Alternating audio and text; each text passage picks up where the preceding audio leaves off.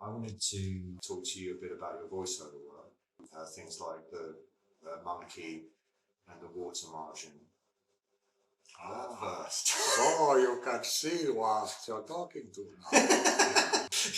Yeah, exactly. So could you tell us who did you do?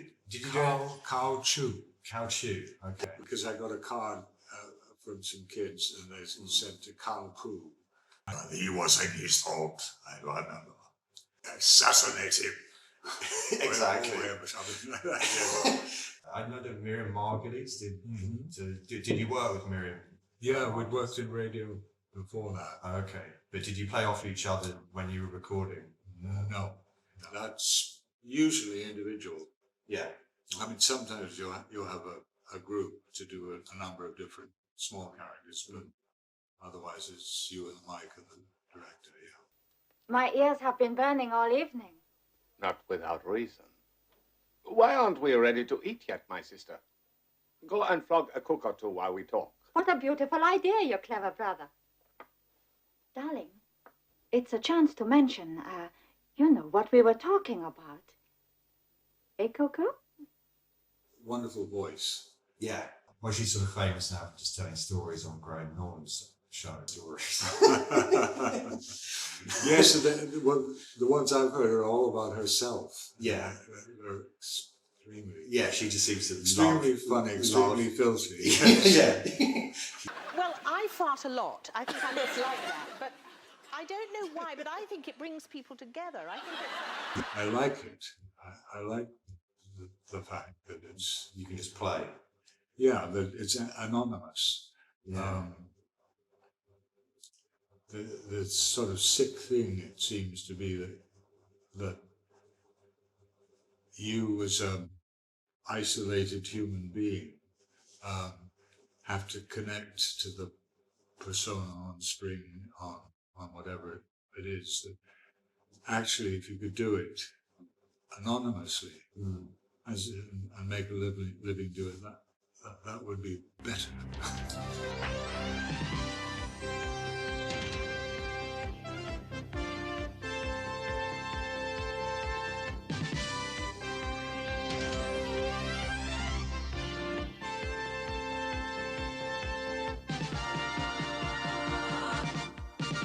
Short era of puppet animation. Yeah. So it was one of the last puppet animations. Ben Robinson, a character called Ben Robinson. And the reason I'm mentioning that is because a friend of mine is called Ben Robinson, and he'd like that. The name Robinson, I don't think was used in the series. It was called Dr. Ben. Okay, all right. Yeah, and he overseed. He was kind of the super captain. Yeah, of the spaceship. Doctor, don't you think that we should go to its rescue? I don't know. Why? This is not our fight. We cannot possibly defend every space pirate who happens to have angered the Imperial Alliance. Why can't we, Doctor?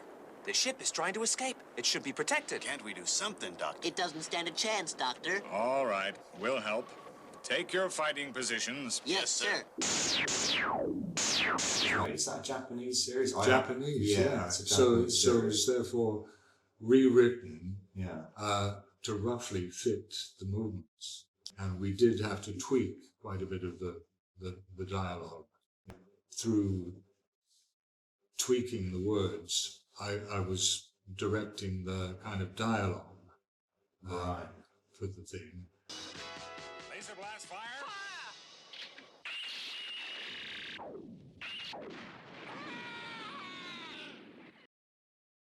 You played the part of the devil in The Storyteller. Jim Henson's The Storyteller. Yes, yeah. And the reason I'm interested in that is because I come from an effects background, but I also used to know the guy who made that, Steve Norrington.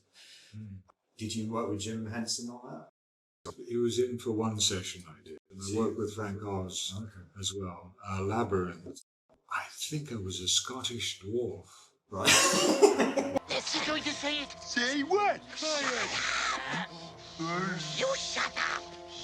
I mean, that was more painstaking, the work. It was lovely to do that and try and get, and you were seeing your character in movement. Yeah. Harry Potter, I've seen much more of the situation. What was it? A centaur.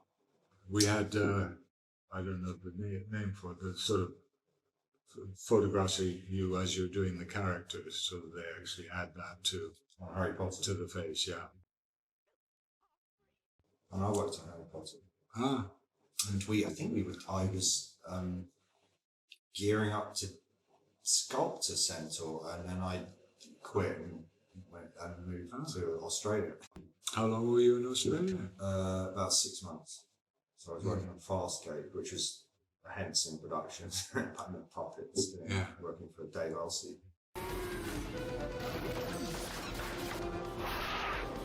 I've got the only thing with Frank Oz is about a fine actor who couldn't get an inflection. And Frank Oz spent about half an hour, or it seemed like an eternity, giving the inflection to this guy, and he'd do a take, and Frank Oz would come and say, and he'd go over it with him how to do it. It was just one word. All right, let's try this. Would that it were so simple. Would that it were so simple. Would that it were so simple. Would that it were so simple. My dear boy, why do you say that? Why do you say twere? Well, you should say it like I said it. Yes. Would that it were so simple. Would that it were so simple. Would that it were so simple. Would that it were so simple. Trippingly. Would that it were so simple. Trippingly. No, don't say it trippingly. Say the line trippingly. Would that it were. Would that it. Would that it were so simple. Would that it were so simple. Would that it were so simple. Would that it were. Would that it were. Would that it were so simple. Would that it. Would that it were so simple. Why are you doing this? Would that it were so simple. Would that. Just keep still. It's such a terrible way of directing. It really is the worst. There's often directors who used to be actors. They give you a. I know how to do this, so do it the way I hear it.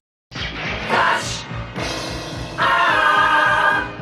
Savior of the universe! You worked on Flash Gordon. Yeah. Which is something, I'm a huge fan of Mike Hodges, you know. Yeah. Going right back to Get Cards. Get Cards. You know. How long did you work on that? I don't know. See, I think it might have been over a month. Okay. Maybe it was less. Because they really, really do compress the time for getting stuff done.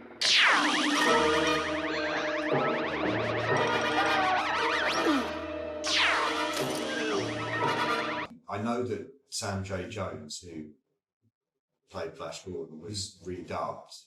Well, I think now, I mean, I really am good at keeping secrets. Yeah.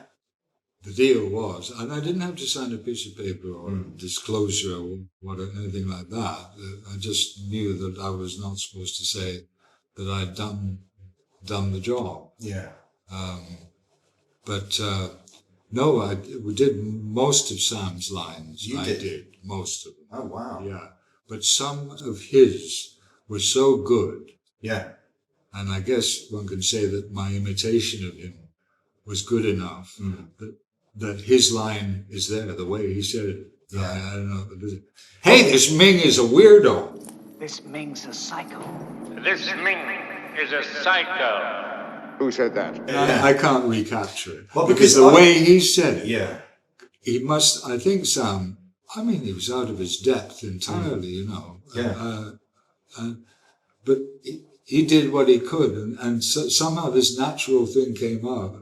And it was so un-Flash Gordon, but it was so Sam. You know, well, that you just said, let's have that, we've got to have that. Yeah. Well, no, because I've been a fan of that film since I was a kid. It's good, isn't it? It's a good one. It's like a Monty Python film or something. I think it's clever and funny and sexy. I think it's got everything. Yes. I really think it's amazing. And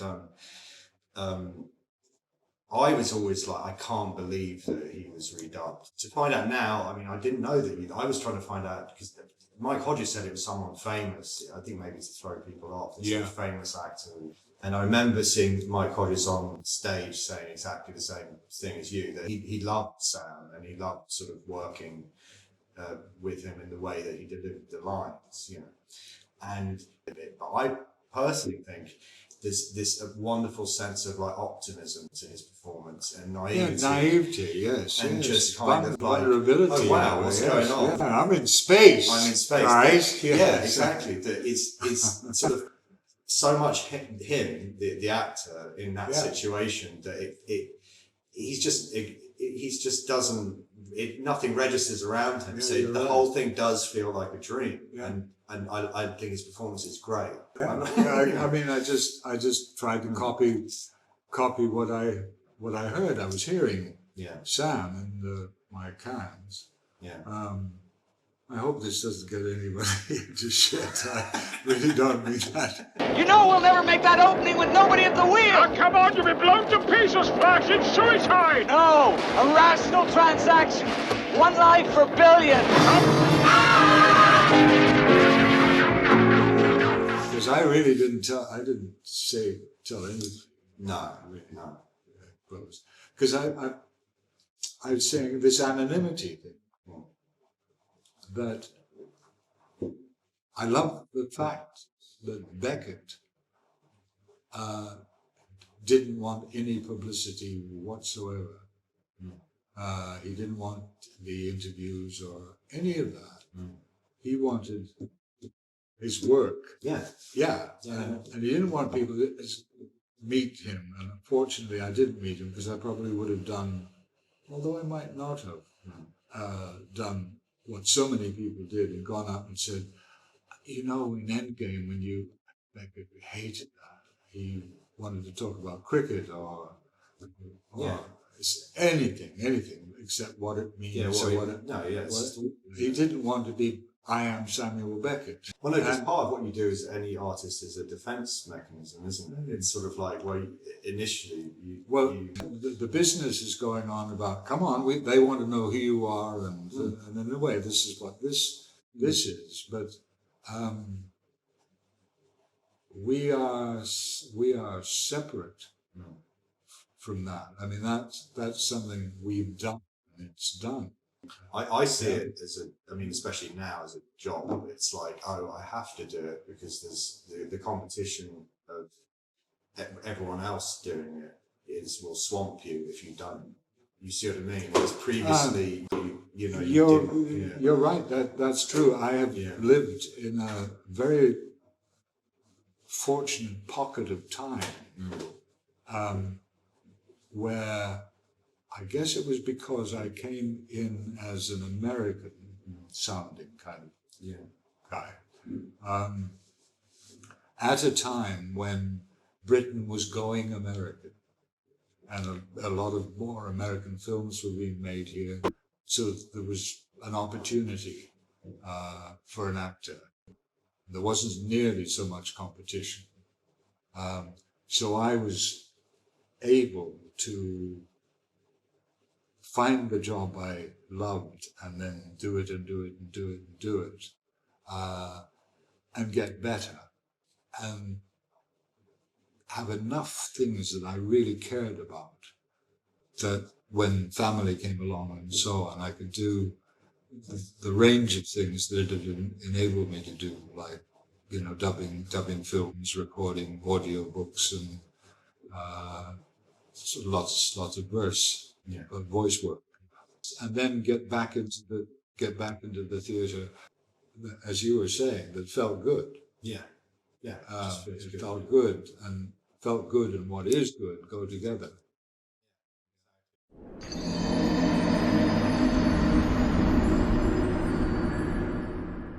Moving slightly sideways to my particular obsession, which is Dark Souls.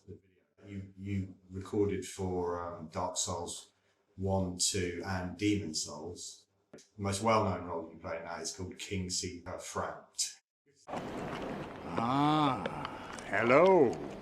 Was it you who rang the bell of awakening? I've never played a game those games, a computer game, in my life. I saw my son starting to do it, but he just got on with it, which is great. So I have no idea what the product looks like. It sounds like.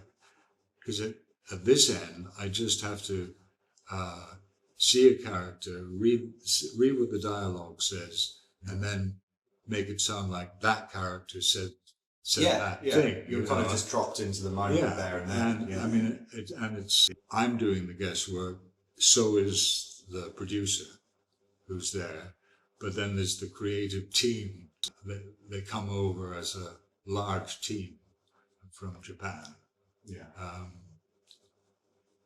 And it's nice to work with them because they're really searching for what they want, and I just join in the search. So you re-record, you come in for one session and then re-record and adjust? I'll do different takes. Right. And the engineer will make his suggestions. There'll be other suggestions from the group. And I'll stick my 2 pence worth. It's getting the story told, opposed to on the responsibility on a stage. In here, say we're having a little pub theatre and that.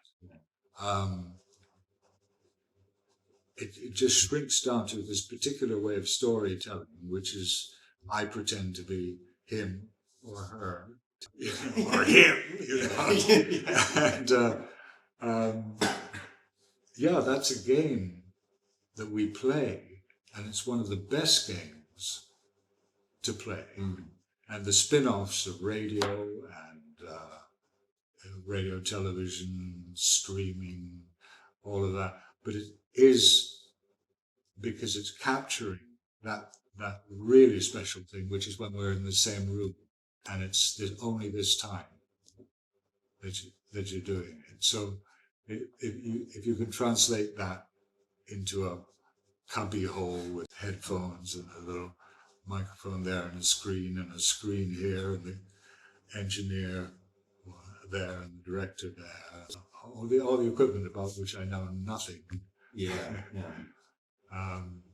I'm just a specialist in voice acting. But voice acting is not different from acting, face acting, body acting. No, you're still kind of. I mean, when I get hired to do things, I don't think I've explained this to a couple of people, but the way that I see it, it's kind of like you're just paying to turn on the tap, Yes, it's not that. No. I really. Yeah. For me, it's just I just turn the tap on. Like if you ask me to draw something, you kind of tell me what you want to draw, and then I just turn the tap on, and it just comes out like subconsciously. Like I don't really think about it. Yes, well, you were saying earlier about thinking it out too much. Just try it. See. You sort of have to think when you're learning. I think when you learn the thing, you have to really concentrate on what you're doing. Especially if you're learning a new skill. That's what I mean. You have to learn how to operate it. But then the operation should be as subconscious as possible. I think to really connect to the thing that you're doing. Don't think about it. Don't do think it. about Do it. it. Yeah. Or artists say, well, how do I express myself?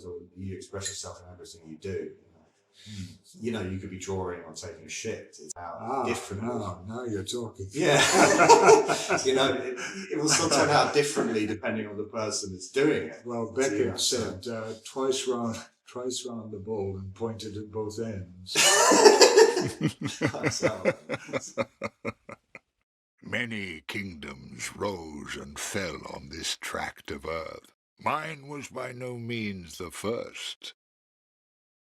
Anything that has a beginning also has an end. No flame, however brilliant, does not one day splutter and fade. But then, from the ashes, the flame reignites, and a new kingdom is born, sporting a new face.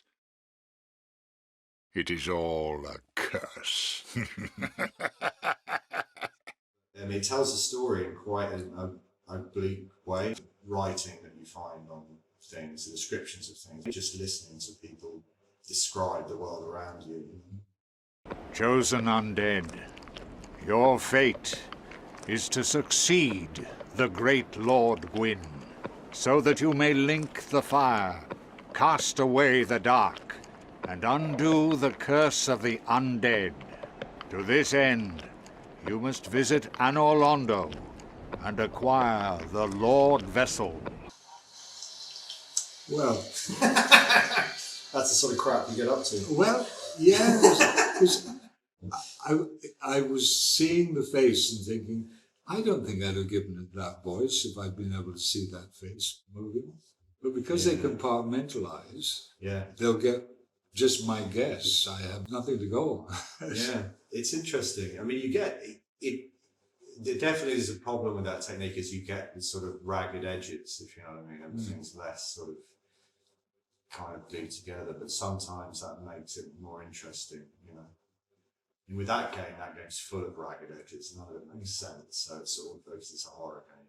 So it's it kind of works. In a weird Yes, way, you know? I'm sure that's true. Yeah. And therefore, it's a good business prospect. Yeah.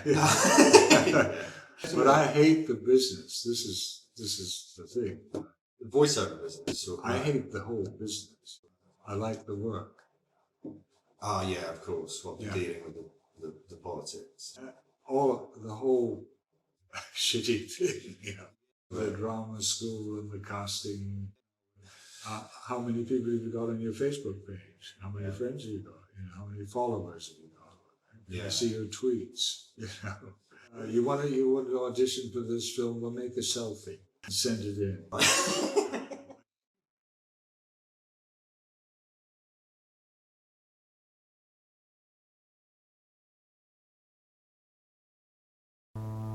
You worked on Polanski's The Tenant. Oh yes, which I think is a masterpiece. It is. It is. Did you work with Polanski, or was that done to No, director? No, I've never worked actually with Polanski. I'd done the work here in London, and Teresa, I'd fallen in love with my wife, and 3 weeks later we went off to the south of France and married each other. So we landed in the summer in August after the Notting Hill Gate riots, and I had to get a car, I had to get a place for us to live. The place for us to live came up. We got a call about a house, which was exactly what we wanted because it was all furnished, kitchen, everything, and so on. And it was fairly central. Teresa and I went to see The Tenant, and I had revoiced characters in that. We saw the film, the house was fine, we could rent this house, and we didn't know the previous occupant of the place. Yeah. And it was a house on 3 levels. So the kitchen was down in the basement, and then there was a living room, and then there was a staircase up to bedrooms, and then I think it went up, and then there was a top bedroom. In the top bedroom, there was a hole in the wall, as there was in The Tenant. And I pulled out a lot of gay pornography, very, very explicit, and large dresses in the cupboard. And there was a hat box. When I opened the lid of the hat box, and there was a puppet's face looking up at me. It's him! It's there! I don't know what the fuck's going on? Should we be here?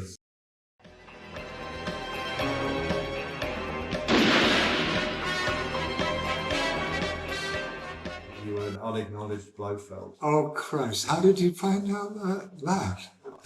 Yeah, you are the Blofeld down the chimney. Down the chimney in Your Eyes Only. Just my voice. Yeah. Yes. And as he went down the chimney, yeah, I said to the director as he drops down into the chimney, "I don't smoke." Did they use that? No.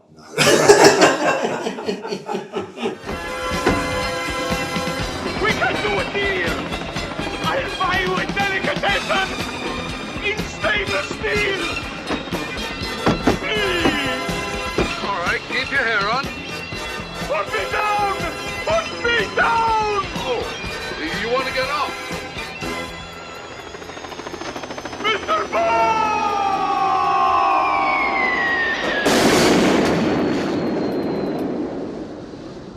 You worked on Love Actually. Yes. That's Richard Curtis, right? Richard Curtis, yeah.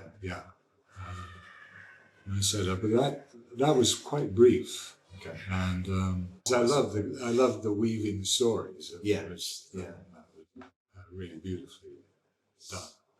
I got to choose my suit as a CIA advisor or whatever, one of those kind of people who was with Billy Bob Thornton and my American accent. And I chose this double-breasted pinstripe suit because I said, well, the Americans got this thing about Churchill. So I could imagine one of these fellows feeling good if he came to England looking a bit Churchillian. No, absolutely not. We cannot and will not consult on that either. That is unexpected. Well, it shouldn't be. The last administration made it perfectly clear. Lovely actor, isn't he? Yeah. He seems to be very sensitive. I think he is. He was very, very warm to work with. The movie where the plane crashes and there's a lot of money in that plane and it takes them all down. A Simple Plan, yeah. A Simple Plan. Is that called? Sam Raimi's. Ah. Sam Raimi's connection to the Coen brothers is interesting because it was a Joel Coen edited The Evil Dead, which Sam Raimi made when he was 21. So they grew up together. Yes. And, you can see the influence of Sam Raimi on the Coen brothers and vice versa. Because I think he came up with the original story called Hudsucker Proxy, and they were involved with Crime Wave, which is Sam Raimi's second film. You worked on United 93, 9/11, and that film's very, very powerful, as are all Paul Greengrass's films. We were doing it in real time. The whole thing would be done like a play. Yeah, as much as possible. So we rehearsed in real time. It was a wonderful opportunity for controlled improvisation. Yeah. So was it scripted and then improvised on top of? Well, a certain amount of control was in place, but you improvised within that control. It was exhausting. It was. I think I spoke to you about this, about going to sleep. I feel it's probably my natural state of being. But most of the cast were on sleeping pills. Right. Largely American. Really? Yeah. Why? So wired at the end of a day's shoot. It comes across. Yeah, yes. I don't want to watch that film again. No.